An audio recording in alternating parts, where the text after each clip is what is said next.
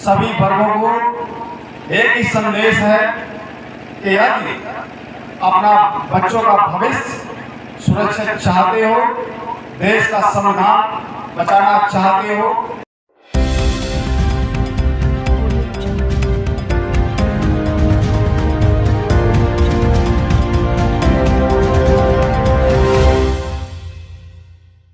भारतीय समाज रक्षक मोर्चा का कार्यक्रम सदस्यता सम्मेलन रखा गया था। ये कोई राजनीतिक कार्यक्रम नहीं था। ये कार्यक्रम मंच की सदस्यता अभियान से संबंधित था। इसके अंदर जो व्यक्ति समाज में किसी न किसी तरह से काम करता है, जिस प्रकार से हर व्यक्ति सुबह से उठकर शाम तक कहीं ना कहीं कोई ना कोई समाज से संबंधित व्यक्तिगत, पारिवारिक, राजनीतिक काम करता है, उसी को लेकर ये कार्यक्रम रखा गया था सदस्यता सम्मेलन। सदस्यता सम्मेलन के माध्यम से ये आग्रह किया जाता है कि संगठन में नए लोग जुड़े और पुराने लोगों को उत्साह बढ़े, इसीलिए कार्यक्रम रखा गया था। कार्यक्रम में आज जो कम यहाँ लोग दिखाई पड़ रहे हैं, उसमें मेरा भी आना, देर से आना एक कारण हो सकता है। सर्दियों का मौसम है, ठंडी हवाओं का मौसम है, तो लोगों को भी यहाँ आने में थोड़ी दिक्कत हुई। लेकिन यहाँ जितने भी हमारे नए पदाधिकारी इस मंच के माध्यम से जुड़ने के लिए आए, उन सभी को बहुत बहुत संगठन की ओर से बधाई और सभी मंचासीन और सामने बैठे हुए हमारे भाइयों को नव वर्ष की हार्दिक शुभकामनाएं। नव वर्ष की हार्दिक शुभकामनाएं। केवल एक नव वर्ष एक ऐसा समय है जिसको कोई ना रोक सकता है, ना पकड़ सकता है, जिसे कहते हैं कालखंड। जब समय चलता है, लोग रुक जाते हैं, सब चीजें अपनी जगह रुक जाती हैं, लेकिन समय कभी नहीं रुकता है। उसी प्रकार से 21 के बाद ये 22 भी आया। सदस्यता सम्मेलन है, तो कहीं ना कहीं जितने भी सम्मेलन होते हैं वो भी एक राजनीतिक रूप में ढल जाया करते हैं। वर्तमान की सरकार से बोलने से पहले हम आपसे कहना चाहेंगे कि आज 2022 शुरू हो गया है, परिवर्तन हुआ है, जिसको कहते हैं कुदरती परिवर्तन, समय का परिवर्तन। उसी प्रकार से अब तक हमारे वातावरण में, समाज के हर वातावरण में जो घटनाएं घटी हैं, हम लोगों ने, आप लोगों ने जो यातनाएं झेली हैं, उसका परिवर्तन करने का समय भी आ गया है। इसी परिवर्तन को देखते हुए वर्तमान की मौजूदा सरकार, वर्तमान के लोग इस परिवर्तन को दबाने का पूरा प्रयास कर रहे हैं। लेकिन आज देश और प्रदेश के लोग अपने आप को परिवर्तन की लय में मोड़ चुके हैं। जालौन, उरई, झांसी से लेकर पूरे उत्तर प्रदेश के 75 जिलों के 75 जिलों में एक लहर की परिवर्तन चल रही है और सिर्फ एक नई आवाज आ रही है कि काम बोलता है, काम बोला है और काम बोलता रहेगा। इस मंच के माध्यम से समाज को ये बताने निकले हैं कि हमने परिवर्तन करने के लिए जिस सरकार को चुना था, उसने हमारे साथ क्या किया और क्या दिया, ये विचार करना है। हम लोगों ने ऐसे समय को देखा है, ऐसे समय को जिया है, जिसको सोचकर हम कांप जाते हैं, वहाँ ठिठुर जाते हैं। कोरोना काल जो आज विश्व की एक महामारी बनी है, कोरोना काल जिस प्रकार से पैर पसारे सभी व्यक्ति अपने आप में भययुक्त रहे, आज हमारे देश को महज 4 लोग चला रहे हैं।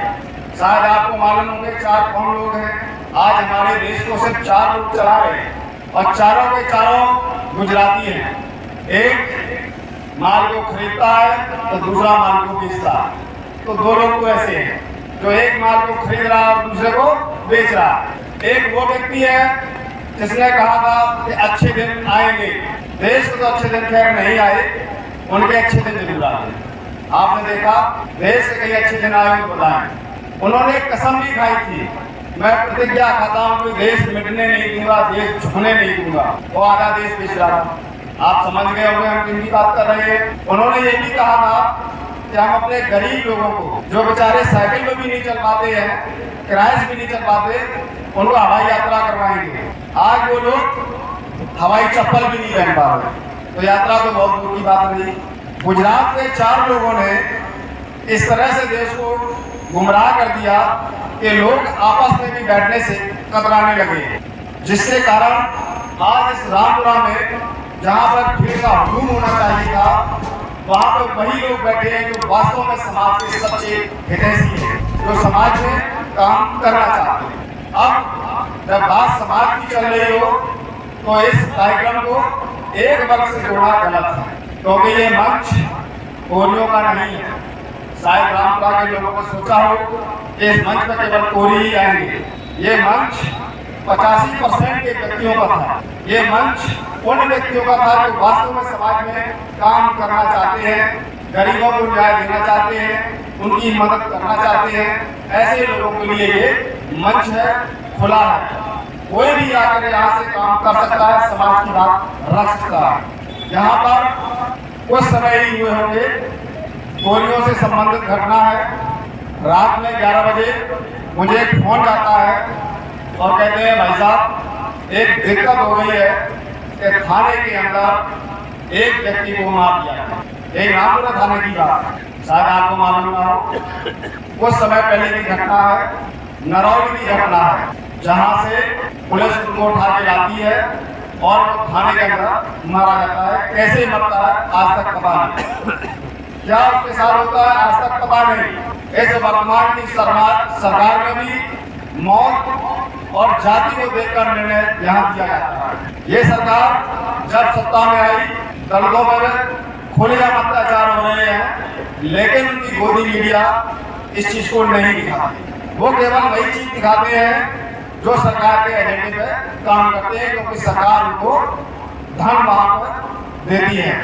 इस सरकार में अलीगढ़ के अंदर पहली घटना हुई जब हमारे उत्तर प्रदेश के सीएम योगी आदित्यनाथ ने शपथ ली, तो अलीगढ़ में एक गोलीकांड होता है। उस गोलीकांड में एक कोरी मारा जाता है, जैसे कि यहाँ थाने में मारा है। कोई यहाँ पे उनको निर्णय नहीं मिला, न्याय नहीं मिला, सरकार की ओर से कोई मदद नहीं मिली।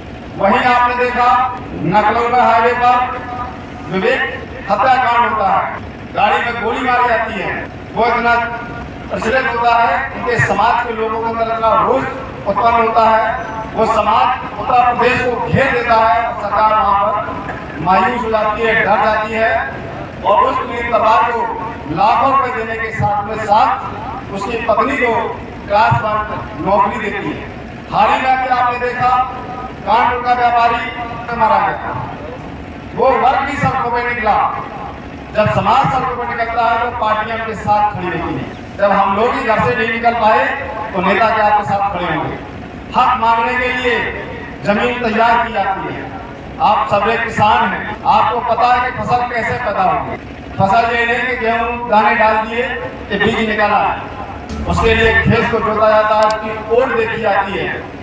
ठीक उसी तरह राजनीतिक हक को अगर पाना है तो अपने आप को उस हक को पाने के लिए सड़कों पर निकलना पड़ेगा, न्याय मांगना पड़ेगा, अधिकार के लिए लड़ना पड़ेगा, तभी आपको न्याय मिलेगा। जिस प्रकार से रामपुरा की जो घटना हुई है, उस घटना ने इतना तोड़ दिया मुझे कि उसको न्याय क्यों नहीं मिला, जबकि हमारे यहाँ का सांसद भी कोरी, हमारे यहाँ का उरई का विधायक भी कोरी, और फिर भी यहाँ दलितों पर इस प्रकार से अत्याचार हो रहे हैं, सुनने वाला कोई नहीं। तो ऐसी सरकार को चुनने से क्या मतलब, जो हमारे ही हकों को खा रही हो, हमारे ही हकों को मिटा रही हो, और फिर हम उसके लिए काम करते हैं। हमारे देश के गृह मंत्री, आपको पता होगा अगर गूगल पर सर्च करो, अगर आप तड़ीपार लिखेंगे तो उन्हीं का ही नाम पहले।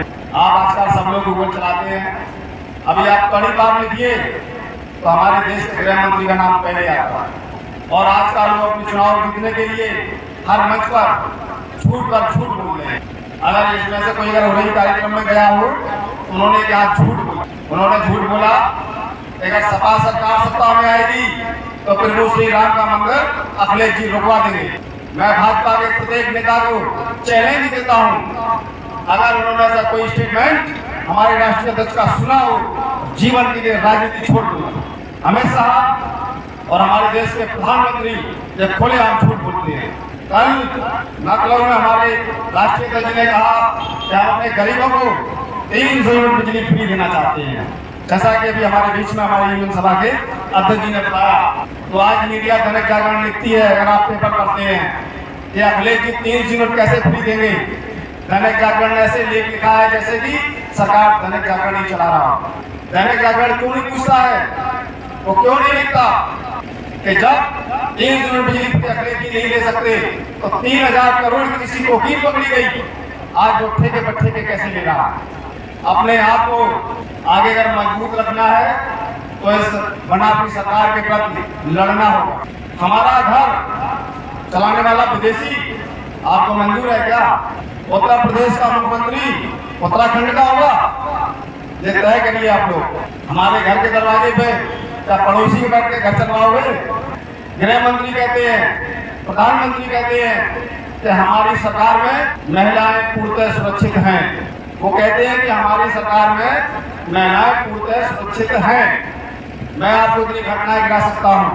महिला आयोग ने भी एक रिपोर्ट जारी की है जिसमें भारत के अंदर उत्तर प्रदेश प्रथम अग्रणी राज्य है जहां पर महिलाओं के अंदर सबसे अधिक घटनाएं घट रही हैं।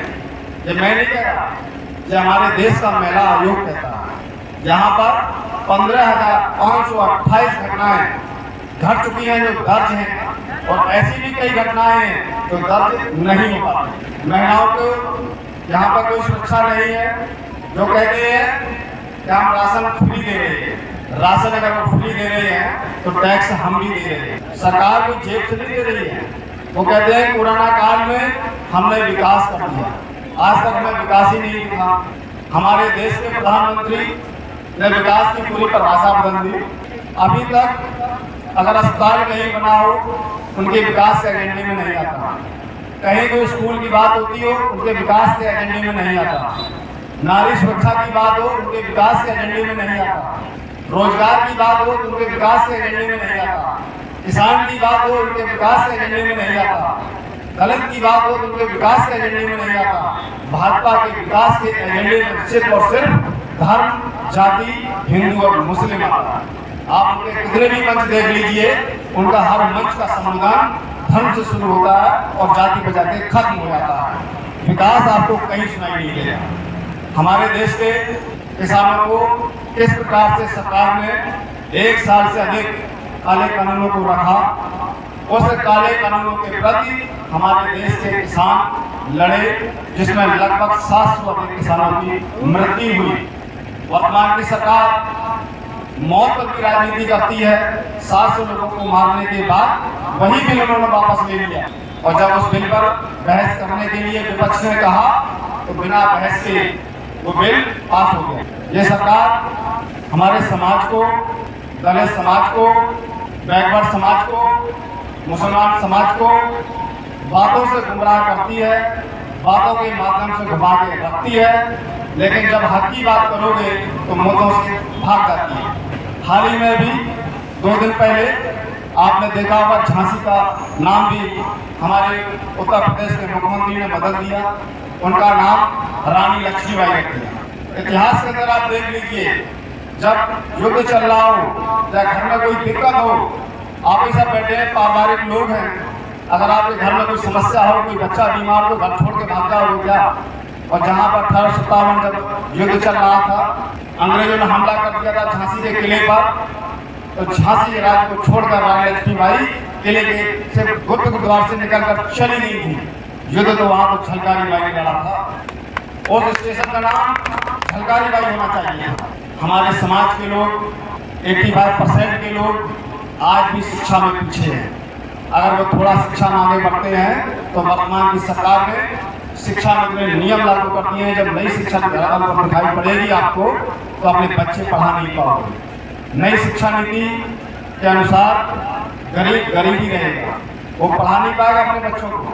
अपना परिवर्तन आपको खुद करना है।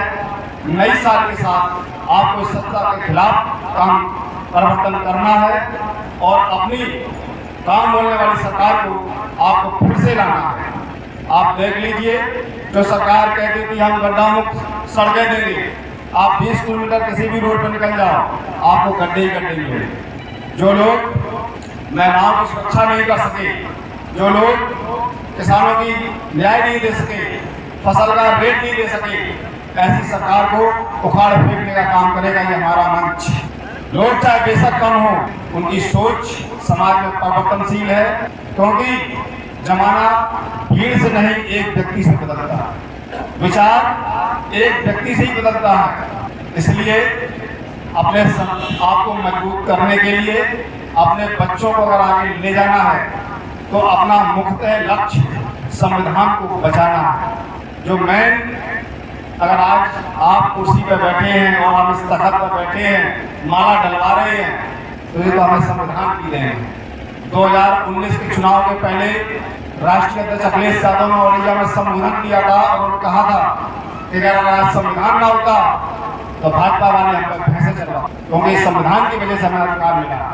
और उसी संविधान को एक तरफ भाजपा के लोग कहते हैं कि मैंने अम्बेडकर जी को बहुत सम्मान दिया, और वही अम्बेडकर जी के संविधान को भाजपा के लोग कमजोर कर रहे हैं। आपने देखा, इसके पहले दिल्ली के अंदर बाबा भीमराव अम्बेडकर साहब की फोटो जलाई जाती है, संविधान की प्रतियां जलाई जाती हैं। जलाने वाले कौन लोग थे पूरे देश में देखा। लगातार उन्होंने आरक्षण का विरोध किया, और जो लोग अपने न्याय के लिए शुरू से लड़ रहे हैं, गुर्जर समाज शुरू से न्याय के लिए लड़ रहा है कि उसको आरक्षण दिया है। हम लोग जाति गणना की बात करते हैं, हमारे बीच में लोग आते हैं, कहते हैं कि फला व्यक्ति को मत चुनना, अधिकार वही खा ले, ऐसी बातें करते हैं। और जब जाति गणना की बात कर दो तो भैया जाति गणना करवा लो, हमें अधिकार मिल जाएगा, तो फिर आप कुर्सी पर नहीं बैठेंगे और दोबारा आपसे राम राम भी नहीं करेंगे। जाति गणना की बात कर दो तो ऐसे लोग हट जाते हैं, भाग जाते हैं। अपनी हक की बात करोगे तो इन लोगों के पेट में दर्द होने लगता है। इसलिए आज इस मंच के माध्यम से सभी वर्गों को एक ही संदेश है कि यदि अपना बच्चों का भविष्य सुरक्षित चाहते हो, देश का संविधान बचाना चाहते हो, महंगाई से छुटकारा चाहते हो, तो परिवर्तनशील हवा की लय में सत्ता को बदल दो। लोग कहते हैं, भाजपा आंकड़ा पेश करती है कि मैंने इतने घरेलू सिलेंडर महिलाओं को फ्री दे दिए। ईमानदारी से बताइए कितने लोग सिलेंडर को भरवाते होंगे? सिलेंडर तो आपने फ्री दे दिया, उसके भरवाने की कीमत तो देख लो, 1000 रुपए के ऊपर सिलेंडर भरता है। तो फिर वो महिला आज तक आपने दोबारा नहीं देखी होगी, अगर देखी हो तो बताओ मुझे। जो पूर्व प्रधानमंत्री मनमोहन सिंह को चूड़ियां भेज रही थी, महंगाई तब 70 रुपए तेल था इसके अंदर, गैस सिलेंडर 434 का था। जब एक महिला दिल्ली में बैठकर प्रधानमंत्री को छुरी भेज रही थी, आज वो महिला दिखाई नहीं दे रही है। सिलेंडर 1000 रुपए है, तेल की कीमत 100 रुपए पार हो गई, कड़वा तेल 250 रुपए है। अगर वो महिला कहीं मिले तो बताओ, आप वर्तमान प्रधानमंत्री को छुरी कौन भेजेगा? गुमराह करने का काम करते हैं। बनारस में हमारे देश के प्रधानमंत्री ने इतने अधिक चिल्ला गए, इतने अधिक डरे हुए हैं कि उन्होंने लाल रंग को ही गुरबाती बता दी। उन्होंने लाल रंग को ही गुरबाती बता दिया। जो एक लाल रंग ऊर्जा का स्रोत है, एक लाल रंग उत्साहवर्धन का प्रतीक है, एक लाल रंग को देखकर आदमी के अंदर लालामी आती है। जब आदमी हंसता तो चेहरा भी उसका लाल, और ऐसे व्यक्ति उसको लाल रंग बता रहे हैं। लाल रंग से याद आया कि हमारे कबीरदास कहते थे, जब शूद्रों की बात होती थी, उच्च वर्ग के लोग कहते थे कि आप शूद्र हैं, गलत जगह से आप आए हैं, तो कबीरदास भी कहते थे कि हम भी उसी द्वार से आए जहां से आप आते हो, अगर आप हम शूद्र हैं तो तुम भी शूद्र हो। ये लाल रंग उसका पहचान है। व्यक्ति अब जीवन में आता है तो लाल रंग साथ ले आता है, और जो लोग काली टोपी पहनते हैं वो लाल रंग को गलत बता रहे हैं। उन्हें डर लग रहा है कि लोगों के अंदर परिवर्तन आ चुका है। लोग समझ रहे हैं कि वर्तमान की मौजूदा सरकार ने हमें कुछ दिया नहीं, सिर्फ ठगाई ठगा। आपने प्रचार के माध्यम से करोड़ों खर्च कर दिए, उनको अगर प्रचार जीवी कह दो तो बड़ा बुरा लगता है, लेकिन वे भूल जाते हैं जब आंदोलन किसान कर रहे थे दिल्ली पर, तो उन्होंने कहा था आंदोलन जीवी। जो हमारे देश के किसान कोरोना काल में अगर देश को किसी ने बचाया तो किसानों ने बचाया, वो किसानों को आंदोलन जीवी बोले। अपनी बात वो भूल जाते हैं कि हम क्या कह रहे हैं, तो जो सत्य की बात करता है उसको चोर बनाने में पीछे लग जाते हैं। उन्होंने देखा कि छोटा व्यापारी है, कहीं दूसरे की मदद ना करते, पहले तो उसको अपनी पार्टी में लाने का काम करो, अगर वो पार्टी में नहीं आ रहा तो उसको ईडी छोड़ दो। आज सिर्फ इतना संदेश है कि अगर हमारी सरकार बनती है, अगर आप लोग सहयोग करते हैं, जो यहाँ पर नरौल की जो घटना हुई है उस महिला को हमारी सरकार न्याय जरूर दे, ये हम यहाँ से कह के जा रहे हैं। दूसरी बात, उत्तर प्रदेश के अंदर जब कोई बड़ा अधिकारी आता है, गजेटेड ऑफिसर जब पकड़ा जाता है, उस पर सरकार एक जांच लगाती है, उसकी जांच करवाती है, उसके बाद फिर उसको जेल भेजा जाता है। ये एक नियम है, एक संशोधन है, संविधान में लिखा है कि कोई बड़ा अधिकारी पकड़ा जाएगा तो उसमें एक जांच होगी, जांच अगर सिद्ध होती है उसने चोरी की है तो वो जेल जाएगा। और हमारे बाबा जी की सरकार उत्तर प्रदेश के अंदर दलितों की मात्र एक महिला जेलर जो आगरा में थी, उस पर महिला गमन मतलब जिसे बोलते हैं महिला तस्करी का आरोप लगाकर उसको जेल में डाल रखा। वो महिला कोरी समाज से संबंधित जेलर थी, गीता राकेश उसका नाम है। जब से योगी सरकार ने शपथ ली है, 1 महीने के बाद हमारे बाबा जी ने मात्र 1 महीने में तय कर लिया कि इस महीने में अपनी जेल से 70 महिलाओं को भेज दी। लेकिन जाति की राजनीति है, जातिवाद की राजनीति है, यहाँ जाति को देखकर काम किया जा रहा है और हमसे कहा जाता है कि हम जातिवाद हैं। यहाँ का फैसला जातिवाद है। 900 से अधिक जजों की भर्तियां की और उस जज में कोई शूद्र नहीं है, उसमें केवल एक ही वर्ग के लोग हैं, जिस वर्ग के मुख्यमंत्री उसी वर्ग के लोग। अपनी सरकार तो सब अच्छा, दूसरा करें तो जातिवाद, हम कहें तो गुंडागर्दी, आप कहें तो अच्छी गर्दी। ये सोच है सरकार। आप संविधान की बात मत करो, वो प्रसन्न है। आप लाठी पड़ रही है, न्याय मत मांगो, वो प्रसन्न है। अगर आपने न्याय मांग दिया तो आप उनके दुश्मन हैं। इसलिए काफी समय हो गया है, बोलने के लिए बहुत है। आप सभी लोग आए, कार्यक्रम को सफल बनाया, आप सभी को बहुत बहुत वंदन और अभिनंदन। नई साल की फिर से पुनः बहुत बहुत हार्दिक शुभकामनाएं। और इस नई साल में आज कसम खा के जाए, बच्चों को अगर अच्छी शिक्षा देनी है, महिलाओं की सुरक्षा करनी है, किसानों को मूल्य देना है, बच्चों को या खुद के लिए रोजगार चाहिए, न्याय चाहिए, तो परिवर्तन लाना पड़ेगा। क्योंकि परिवर्तन एक कुदरत का नियम है, उस परिवर्तन को कोई नहीं रोक सकता। उत्तर प्रदेश के अंदर हवा चल रही है, सत्ता बदलेगी और सत्ता को बदलने से कोई नहीं रोक सकता। रोकने के लिए, सत्य को मिटाने के लिए प्रयास तो बहुत किए हैं, निरंतर जारी है, लेकिन सत्य आज तक कोई मिटा नहीं पाया। इसलिए आज इस मंच पर हमारे मंच के जिलाध्यक्ष अमरचंद साकवान ने बहुत मेहनत की, बहुत अच्छा काम किया और जगन्नाथ की धरती से एक संदेश दिया कि हम भी अपने न्याय मांगने के लिए पीछे नहीं हैं। भले आज लोग कम आए, मैं विश्वास देता हूँ कि कुछ समय बाद रुक जाइए, आप लोगों को साथ नहीं पाएंगे।